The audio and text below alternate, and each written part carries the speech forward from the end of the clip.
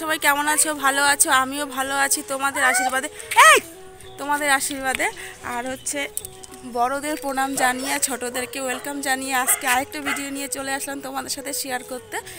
তো এখন বাজে হচ্ছে 7:30। 7:30টার মধ্যে আমার স্নান করা, পুজো দেওয়া, রান্না করা সব কিছু হয়ে গেছে।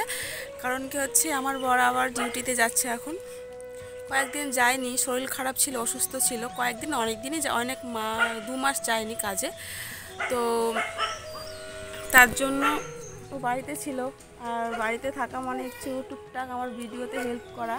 তো এখন তো ও নেই, আমার ভিডিও যতটুকু ভালো হতো তার থেকে হয়তো অনেক খারাপ হবে।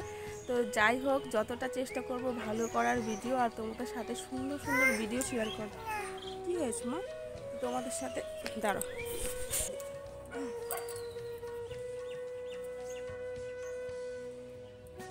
তো কি বলো তো, সুন্দর সুন্দর ভিডিও তোমাদের সাথে শেয়ার করব, মানে যতটা পারবো যতটা তোমাদের সাথে ভালো করার চেষ্টা করব। আর কি বলো তো, অনেক সকালবেলা ঘুম থেকে উঠি, 4:30টার সময় ঘুম থেকে উঠে রান্না বান্না করে ওকে খাইয়ে দিয়ে খাওয়ার টাওয়ার দিয়ে টিফিন করে দিয়ে রেডি ফেডি করে তারপর আমি আমার মেয়ের জামা কাপড় ধুয়ে স্নান করে পুজো দিয়ে তারপর আসলাম তোমাদের সাথে কথা বলতে। ভাবলাম যে অনেকদিন থেকে ভিডিও ভালো করে করা হয় না, মানে আলসামো লাগে একটা ভিডিও করতে। আলসামো না, মানে সময় হয় না ভিডিও করার মতো, কারণ ও তো বাড়িতে নেই, ও কাজে যাচ্ছে। আজকে 4-5 দিন হয়ে গেছে। তো ভাবলাম যে ও তো ওর কাজ করছে, তো আমাকেও তো আমার কাজ করতে হবে না। তো তাই ভাবলাম যে আজকে সকালবেলা যেহেতু আমার কাজ শেষ আর ব্লাউজ করা কালকে রাতটা শেষ করে দিয়েছি, আর কাকু আসবে একটু পরে, এসে আমার মাল চলে আসে, তো ব্লাউজগুলো এসে নিয়ে যাবে। তারপরে আমার আর কোনো কাজ নেই, আর দুপুরবেলা রান্না আছে। আর দেখো, এই দেখো মেয়েকে দেখো, এই পড়ে যাবি না তুই। একে নিয়ে ছাদে এসে মানে একটু শান্তি পাবো না, হয় এদিকে জলে যাবে নয়তো ওইখানে জলে যাবে। ওকে নিয়ে আসাটা আমার ভুল হয়েছে। তো যাই হোক বন্ধুরা, আজকে আমি রান্না করব হচ্ছে একটা শাক আর একটা হচ্ছে কি কলই ডাল। আমরা তো কলই ডাল বলি, জানি না এখানে কি বলে, এখানেও মানে কলইর ডালই বলে। নিচে যাচ্ছিলাম, তো যাওয়ার সময় ভাবলাম দেখি তো স্ট্রবেরিটা কীরকম পেকেছে। তারপর দেখি একদম পেকে লাল টুকটুক হয়ে আছে। তো ভাবলাম যে ছিঁড়ে ফেলি, কারণ কি বলো তো, স্ট্রবেরিটা নষ্ট হয়ে যায় বেশি দিন থাকলে। এই দেখো, ধুয়ে আমার মেয়েকে দিলাম খেতে, আর আমার মেয়ে দেখো কত সুন্দর করে খাচ্ছে। তো বন্ধুরা, এখন বাজে 12টা, আমার খাওয়া দাওয়া কমপ্লিট। নিচে এসে খেয়েছি, তারপর হচ্ছে ভিডিও বানিয়ে শাড়িটা খুলে তারপর রান্নাঘরে চলে আসি, কারণ শাড়ি পরে আমি রান্না করতে পারি না, খুব ঝামেলা লাগে শাড়ি পরে রান্না করতে। তো চলো রান্নাটা শুরু করা যাক, কারণ 12টা বেজে গেছে, রান্না করতে হবে। তো দেখতে থাকো ভিডিওটা। তো আমি মায়ের কাছ থেকে বললাম যে তোমাদের এখানে ডালটাকে কি বলে, তো মা বললো যে এটাকে নাকি বিউলির ডাল বলে।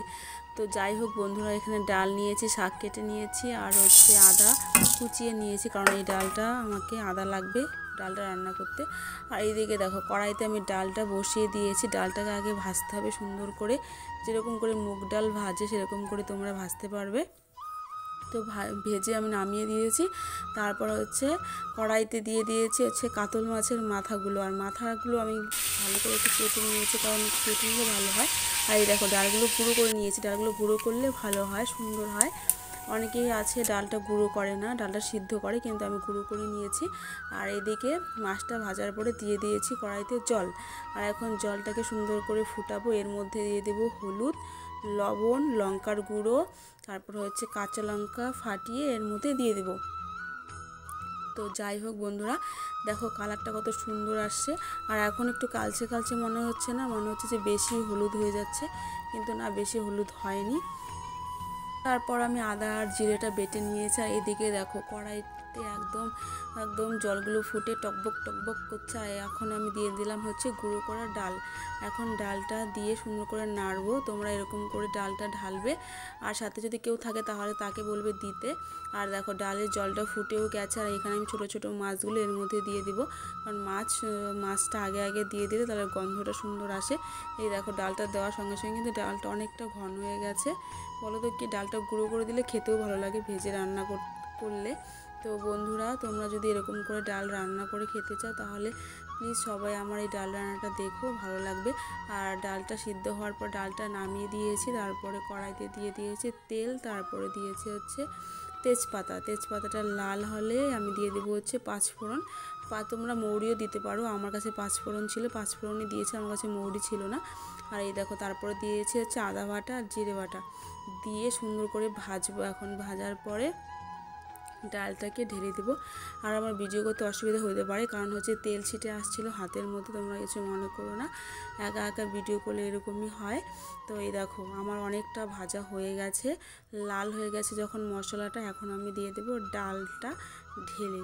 এক হাতে ডালটা ঢালতে আমার খুবই কষ্ট হচ্ছিলো, তবুও তো ঢালতে হবে, ভিডিও তো করতে হবে, অত কষ্ট করে ভিডিও করি তো, কিন্তু তবুও ভিডিওর ভিউজ হচ্ছে না। তো যাই হোক বন্ধুরা, ডালটা ঢালা আমার কমপ্লিট। এখন ডালটা সুন্দর করে জাল করব, ভালো করে দেখতে থাকো ভিডিওটা। আর এই দেখো ডালটা একদম ফুটে টকবক টকবক করছে, সুন্দর না শব্দটা? হ্যাঁ, ডালটা কিন্তু খুব টকবক টকবক করে ফোটে। তো আমার আজকে ডালটা রান্না কমপ্লিট। তো কীরকম লাগলো ডালটা প্লিজ কমেন্ট করে জানিও। টাটা বন্ধুরা।